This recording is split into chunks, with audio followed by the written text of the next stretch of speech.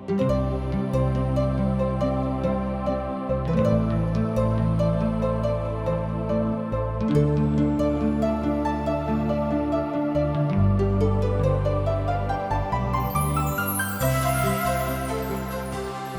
मनुष्य के जिंदगी पाप के कारण तरह तरह की विपत, उलझन और अशांति में पड़ के सही रास्ता से भटक गइल बा। ओके पता नहीं खे कि सही रास्ता का है। इहे बतावे बदे TWR जिंदगी की राह कार्यक्रम प्रस्तुत करता कि हर आदमी जिंदगी का उद्देश्य समझ के सही रास्ता पर आगे बढ़ सके, जौना से ओकर मेल मिलाप परमेश्वर से हो जाए। ई कार्यक्रम बाइबल की विधिवत अध्ययन पर आधारित बा। कृपा करके एक कार्यक्रम के देखी और सुनी ताकि परमेश्वर आपकी जिंदगी का रास्ता बतावे वाला ठहरस। तो प्रिय श्रोता, हम यूहन्ना रचिसु समाचार के 11वां अध्याय में बतनिया के गांव लाजर नाम के एगो आदमी के जिंदा होखला के बारे में अध्ययन करे जा रहल बानी। लाजर ऊ आदमी रहन जौना कि प्रभु यीशु मसीह 4 दिन के बाद मुआला में से जिंदा क देहले। 25 और 26 पद में प्रभु यीशु अपना बारे में एगो औरी दावा कइलन जौन की एह तरी बा। और अब हम देखब कि ऊ अपना यह कथन के प्रमाणित करे जा रहल बाड़े। तो श्रोता, रुआ हमरा संगे आपन पवित्र शास्त्र बाइबल निकाल लिहन। हाँ, तो रुआ निकाल लिहनी। ओमे देखी यूहन्ना रचिसु समाचार 11 अध्याय 30 और 31 पद में एह तरी से लिखल बा। सुने, प्रभु यीशु अब तक गांव में ना पहुंचल रहन, पर वही स्थान में रहन जहाँ मार्था उनका से मिलल रही। तब जवन यहूदी सब उनका साथे घर में रहन लोग और ओहनी लोग के घर परिवार के संतावना देवे खातिर आयल रहे लोग, जब ओहनी लोग मरियम के भरी जात देखले लोग और ओहनी लोग इस समझले लोग कि लाजर के कब्र पर मरियम रोवे गावे खातिर जाताड़ी, तो ओहनी लोग उनका पीछे पीछे चल दिले लोग। प्रिय श्रोता, अभी प्रभु यीशु बेतनिया गांव के भीतरी ना पहुंचल रहन।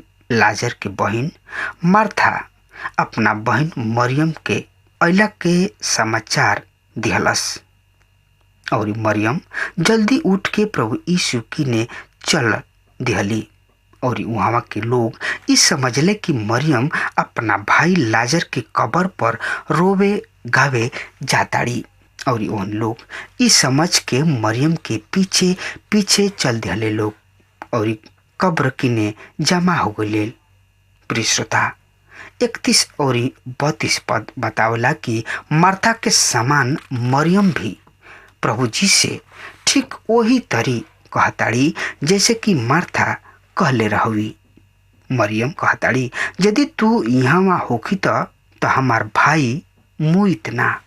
प्रभु यीशु आगे चल के बताई है कि उनका सड़क चल गई काहे लाभकार बा, काहे कि ऊ जब तक देह में रहन ऊ सीमित रहन, ऊ कोनो दूसर गांव में रहन, एह में बतनिया में ना हो सकत रहन।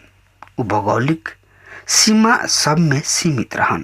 पर अब प्रभु यीशु पवित्र आत्मा के द्वारा हर एगो आदमी के हर एक स्थान पर परिस्थिति में उपस्थित हो सकता रहन। प्रभु यीशु जी यूहन्ना 16:7 पद में यह तरी से बतावत रहन, पर हम तोहनी लोग से सच कहतानी कि हमार गोइल तोहनी लोग खातिर लाभदायक होई, काहे कि हम यदि ना जाई तो ऊ सहायक तोहनी लोग किने ना आई, पर यदि हम जाई तो ओकरा के तोहरा किने भेज दे। प्रिय मित्र, एकरा बारे में जानकारी खातिर वह हमरा संगे आपन पवित्र शास्त्र बाइबल हरदम खोलले रही। तरुआ हमरा संगे पढ़ी यूहन्ना रचिसु समाचार 11 अध्याय के 33 पद से लेके 35 पद में यह तरी से लिखल बा। सुनी, जब प्रभु यीशु उनका साथे आइल संतावना देवे वाला यहूदी सब के रोवत देखले त ऊ आत्मा में बहुते व्याकुल और दुखी भइले और कहले तोहनी लोग उनका के कहवा रखले बाड़ जा। उन लोग प्रभु यीशु से कहले लोग प्रभु चल के देख ल। प्रभु यीशु रो दिले। तब ई देख के प्रभु यीशु कहले लोग कि देख ऊ ओकरा से कतना प्रेम करत रहन। पर उन लोग में बहुत लोग कहले का ई जौन की आन्हर के आंख खोल ले रहन का ई आदमी मरे से ना रोक सकत रहन। प्रिय श्रोता, यदि रुआ एकरा बारे में जाने चाहतानी कि राउर प्रिय जन के मुआला पर प्रभु यीशु के का प्रतिक्रिया होता त एकरा बारे में रुआ कुछ घड़ी यह पद पर ध्यान दही। प्रभु यीशु आत्मा में बहुत ही व्याकुल और दुखी भइले। प्रिय मित्र, मृत्यु बड़ा निर्दयी और डरावना है, पर प्रभु यीशु ऐसा समय में हमनी के साथे सहानुभूति राखेलन। यूहन्ना के बल मसीह यीशु के परमेश्वर तत्व पर बा, पर हम यहाँ उनका मानव के रूप में देख रहल बानी। प्रभु यीशु दुख देख के रो दिले। ई पवित्र शास्त्र के सबसे छोट पद सब में से है और उनका पूर्ण मानव के होखला के दर्शावेला। मित्रवर, मृत्यु बड़ा भयंकर तथा डरावना है और प्रभु यीशु के रोवल एकरा के प्रकट करता। तो एकरा बारे में और ज्यादा जानकारी खातिर वह हमारा संगे अपन पवित्र शास्त्र बाइबल निकाल ली। यूहन्ना रचित सुसमाचार 11 अध्याय के 36 और 37 पद में इस तरी से लिखल बा। यहूदी सब कहले लगले लोग कि देखो प्रभु यीशु वो लाजर से कतना प्रेम करत रहन। पर उन में से ऐसा बहुते लोग रहन। उन लोग प्रभु यीशु के बारे में कहत रहे लोग का ई उ ना ह जौन की अनहरा के आंख देले रहे, ए आदमी के मरे से ना रोक सकत रहन। प्रिय श्रोता, यहूदी सब इस समय भी बिंदु से हट गोल बाड़े लोग। उन्हीं के ई ना समझ सकले लोग कि प्रभु यीशु ऐसे नैखन रोत कि ऊ लाजर से प्रेम करत रहन। ऊ मृतक खातिर ना रोले बरन उन्हीं लोग खातिर रोले जौन की जिंदा बा लोग, पर अपना पाप से मुआला के समान बा लोग। ऐसे प्रभु यीशु रोले और उनकर परमेश्वर से लगाव रहे। यहूदी मसीह यीशु के द्वारा कोयल गोयल अचरज भरल काम पर शक करत रहे लोग और उन्हीं के अनहरा के आंख ठीक भइल देखले रहे लोग और ई घटना के उन्हीं लोग के बहुते बढ़िया तरी याद रहे। प्रिय श्रोता, यही यूहन्ना रचित सुसमाचार 11 अध्याय 38 पद से लेके 40 पद में एक तरी से साफ साफ लिखल बा। फिर प्रभु यीशु मन में बहुत ही शोकित होके कब्र पर गइलन। ऊ एगो गुफा रहे और एगो पत्थर ऊ कब्र के ऊपर रखल गइल रहे। प्रभु यीशु कहले पत्थर के हटाव।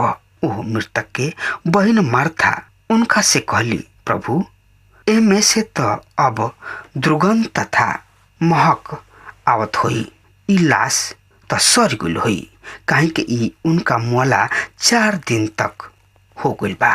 प्रभु यीशु ओकरा से कहलन का हम तोहरा से ना कहनी कि यदि तू विश्वास करबू तो परमेश्वर के महिमा देखबू। प्रिय श्रोता, मृत्यु एगो भयानक तथा डरावना चीज है। आज चाहे रउआ अपना प्रियजन के कतनो लाश पर खूब गमकौआ सेंट लगाई, सुगर कपड़ा में सजाई, चाहे कोनो कीमती बक्सा तथा चांचर में लाश के राखी, लाश जवन ह लाश ही ह, ओ में से महक अइबे करी। मार्था प्रभु यीशु के बतौली कि लाजर के मुआला आज से 4 दिन हो गइल बा और इनका शरीर से महक आवत हुई, उनकर लाश गले लागल हुई। मित्र, रउआ के ई बात सुने में बढ़िया ना लागत हुई, पर मृत्यु बड़ा क्रूर तथा भयानक तथा डरावना है। अब हम यहाँ केवल कोनो आश्चर्य कर्म ही सहायता कर सकता। यहाँ आश्चर्य कर्म के जरूरत बा। तो ए आश्चर्य कर्म के बारे में रउआ हमरा संग पढ़ी। यूहन्ना रचित सुसमाचार 11 अध्याय के 40 पद से 42 पद में एह तरी अचरज भरल काम के प्रकट कइल गइल बा। सुनी। प्रभु यीशु ओकरा से कहलन, का हम तोरा से ई ना नहीं कहले कि यदि तू विश्वास करबू तो परमेश्वर के महिमा के देखबू। तब वो पत्थर के हटौले और प्रभु यीशु आपन आंख उठौले और कहले, बाबू हम तोहर धन्यवाद करतानी कि तू हमार सुन रहा और हम जानतानी कि तू हमार हरदम सुनेला। पर चारों ओर खड़ा लोगन के कारण हम ऐसन कहनी हा कि वो विश्वास करो सा कि तू हमरा के भेज ले बाड़ा। प्रिय श्रोता, ध्यान रखी, इस सब घटना परमेश्वर पिता के महिमा खातिर है। प्रभु यीशु बड़ा उच्च आवाज से अपन नजर उठा के प्रार्थना कइले, जौना से कि हर एगो आदमी सुन ले और जान ले कि प्रभु यीशु कर रहल बाणे। उ परमेश्वर के पवित्र इच्छा के अंतर्गत बा और उनका द्वारा पिता के महिमा होई। प्रभु यीशु उच्च आवाज में ऐसे प्रार्थना कइले कि सुने वाला सब के लाभ होखे और सुन के परमेश्वर पर विश्वास करो सा और ये स्वीकार करो सा कि प्रभु यीशु के परमेश्वर पिता ही भेजले बाड़न। तो प्रिय श्रोता, हमरा विश्वास बा कि प्रभु यीशु मसीह के द्वारा बहुत मृतक लोग जियावल गोल रहन। ओ तरी चंगाई प्राप्त करेला और आँख प्राप्त करे वालन के एगो बहुते बरियार भीड़ रहे। पर सुसमाचार में हमने के खातिर केवल कुछ ही घटना सबके वर्णन तथा बखान कइल गइल बा। प्रिय श्रोता, हमने के पढ़ी जा और सुनी जा और उनका ऊपर विश्वास ले आई जा कि उहे मसीह हमें। प्रभु यीशु मसीह परमेश्वर के इकलौता बेटा हमें। यहाँ ध्यान देवे कि बहुत ही जरूरी बा। लाजर के प्राण ओकरा पुराना शरीर में वापस डालल गइल।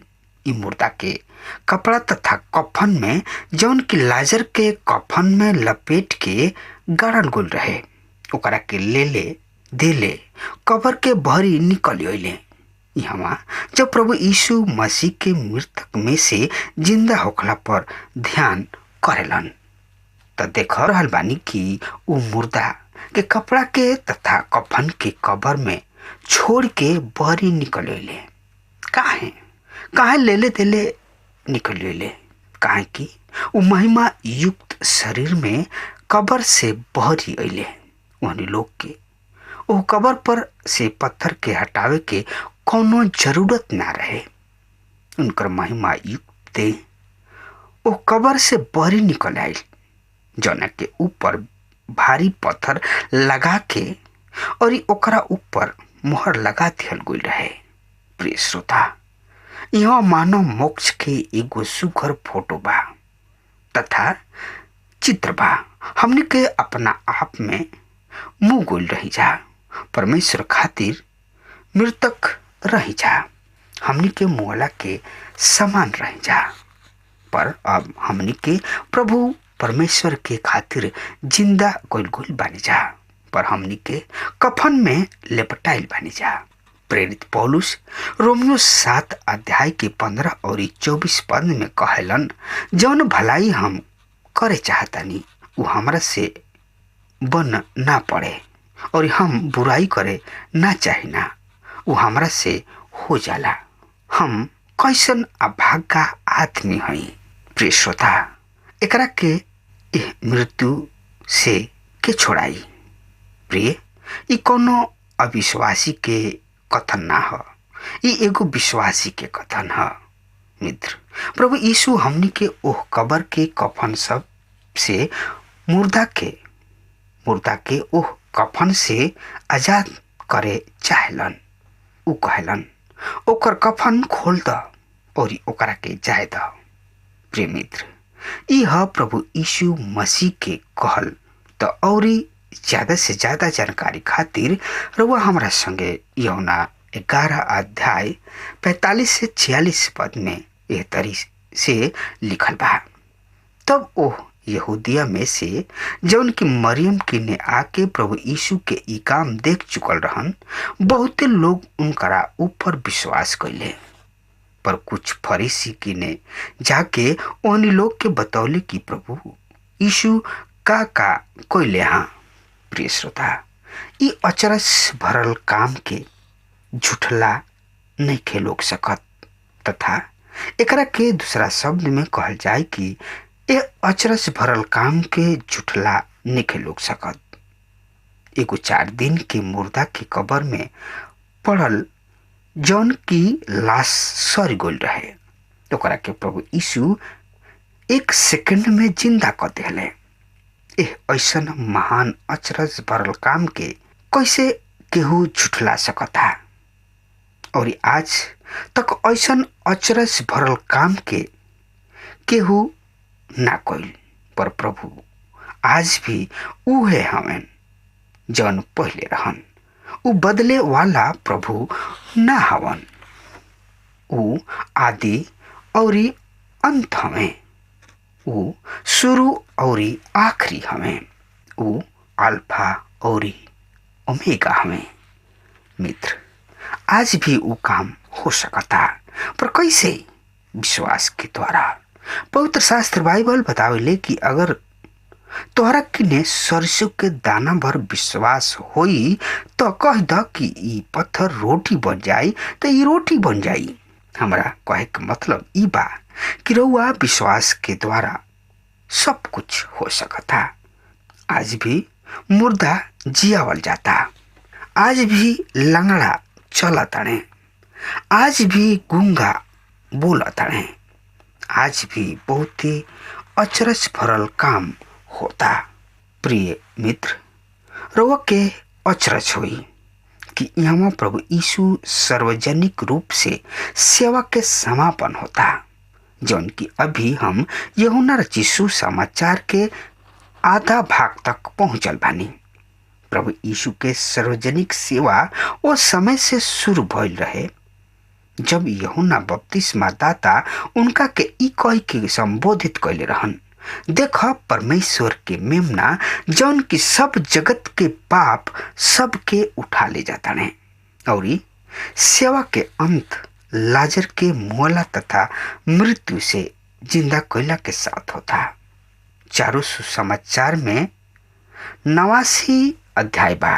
मत्ती 28, मरकुस 16, लूका 24 तथा यूहन्ना में 21 अध्याय है। पहल का 4 अध्याय प्रभु यीशु मसीह के जिंदगी के पहल का 30 बरिस के घेर लेता और 85 अध्याय उनका जिंदगी के आखिरी 3 बरिस के विषय में बतावता। वह 85 अध्याय में से 27 अध्याय आखिरी 8 दिन के बारे में बता रहल बा। ये तरी 1/3 सुसमाचार प्रभु यीशु मसीह के मृत्यु तथा पुनरुत्थान पर जोर देता। प्रेरित पौलुस भी कह रहल बाने कि हम ई बन के ले रही कि तोहरा बीच प्रभु यीशु वरन क्रूस पर चढ़ावल गए, मसीह के छोड़ और कोनो बात के ना जानी। तो मित्र, ई सब बहुते खास बात है।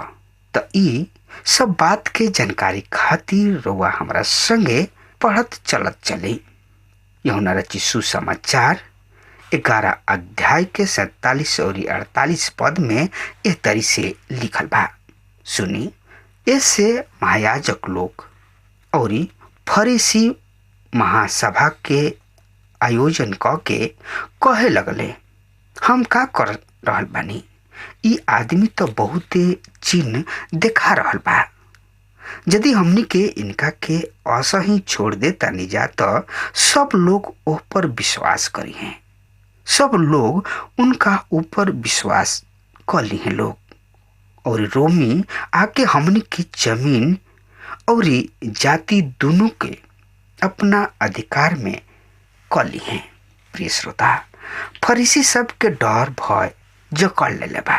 प्रिय श्रोता, अब हमार समय खत्म हो रहा बा, तब तक खातिर प्रभु परमेश्वर रउआ सबके आशीष देस। आमीन।